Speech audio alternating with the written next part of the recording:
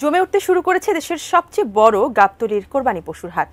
হাটে বিশেষভাবে নজর কাটছে প্রিন্স মামুন খ্যাত 10 ফুট লম্বা উট ও লায়লা খ্যাত দুম্বা। শুধু তাই নয়, যুক্তরাষ্ট্রের প্রেসিডেন্ট ডোনাল্ড ট্রাম্পের দেখাও মিলছে এই হাটে, যাদের দেখতে ভিড় করছেন দর্শনার্থীরা। তবে কি সত্যি লায়লা মামুন বা ট্রাম্পের দেখা মিলছে গাবতলীর হাটে? এসআই রাজের রিপোর্টে বিস্তারিত।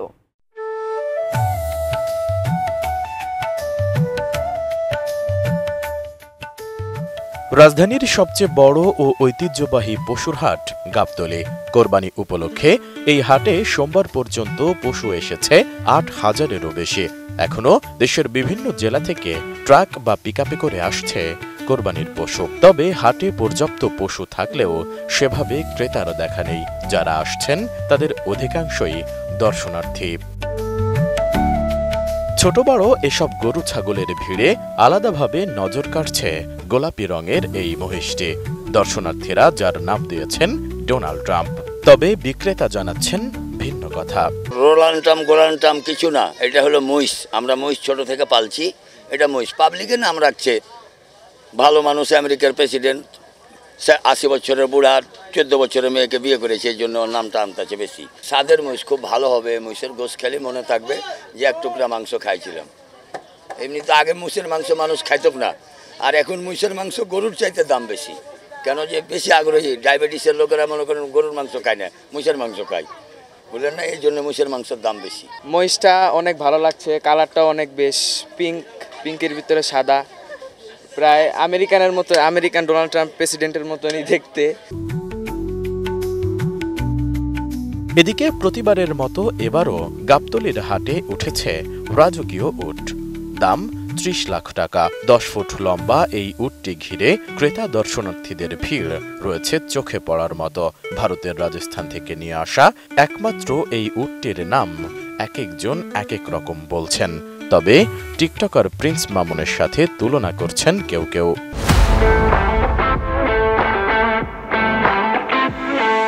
উটের নামটি প্রিন্স মামুন রাখা হয়েছে, এটা কি আসলে উট? না, এটা আমরা বলিনি, আমরা উটওয়ালা বলিনি। কে ভিডিও করছে কে না করছে এটা আমরা জানি না। উটের নাম উট, আর উটের একটাই নাম আছে জামাল, একটা শব্দ নাম আছে জামাল। আর কিন্তু ওই যে পিরিজ মিরিজ লায়লা মায়লা এটা আমরা, ওর নাম জামাল, ওর মদ্দা উট, জুয়ান উট। এই জন্য আমাদের যেমন দাঁড়িয়ে ওর দাঁড়িয়ে আছে। আমিও এইরকম সুন্দর উট পাইনি, এই প্রথমে একটাই বেশি 1 পিস ঢাকা সিটির ভিতর। এর লিগে ওদের দাম রাখছি, পরশুদিন থেকে দাম ছিল 28 লক্ষ, আজকে দাম পাচ্ছে আরো 2 লাখ বেশি, 30 লাখ। যেতে তা আইব, আমাদের মালিকের সাথে যোগাযোগ করবো, আমরা কম বেশি করবো।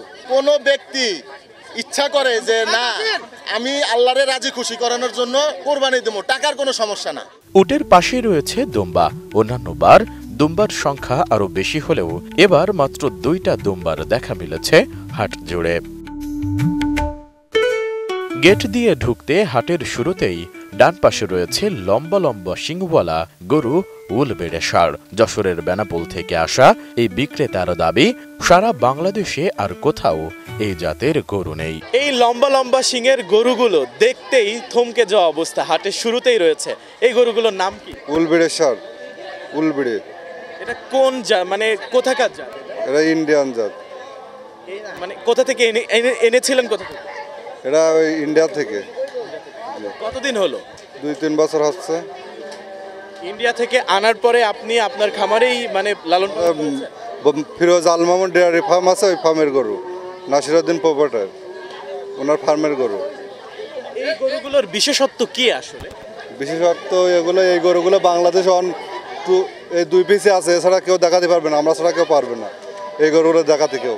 অন্যদিকে সাধ্যের মধ্যে পছন্দের গরু কিনে আনন্দ প্রকাশ করছেন ক্রেতারা। বলছেন কোরবানিতে দাম নয়, সৌন্দর্য আর মহান রবের সন্তুষ্টিই একমাত্র উদ্দেশ্য হওয়া উচিত। এই গরু সব দিক থেকে ভালো ভাইয়া।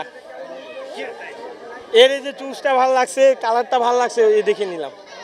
কয়টা গরু দেখে তারপরে একটা গরু কিনলেন?